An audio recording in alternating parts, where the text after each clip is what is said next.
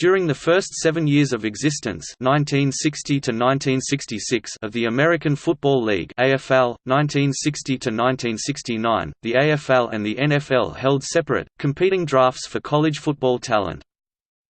These drafts were conducted differently in each league, with the AFL, as a new league, starting its existence with the 1960 AFL draft that was actually held in December, 1959 and had 33 rounds. Each AFL team had territorial rights to players from its general region for a bonus draft selection, so that teams could sign players who were known to their fans. These were not picked as such, but agreed on by consensus. The 1960 AFL draft proceeded with teams selecting by lot and player position, e.g., each team selected quarterbacks from the available list, then running backs, etc. These were not listed in order of selection, but alphabetically in two groups called first selections and second selections by each team. Minneapolis-St. Paul was originally included in the AFL draft on November 22, 1959. When the Minneapolis-St. Paul owners reneged on their agreement to join the AFL and jumped to the NFL, some of the remaining AFL teams signed several players from the deserters draft list.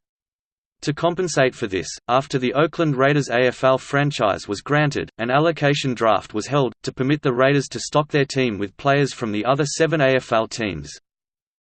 The established NFL held drafts more similar to the present day, in which the team with the worst record from the previous year selected first, and the reigning league champion selected last. Starting in 1961, the AFL also followed this procedure. Because of the competition between the leagues, unlike today's drafts, they were held soon after the end of the football season in each league, often before the college bowls were over.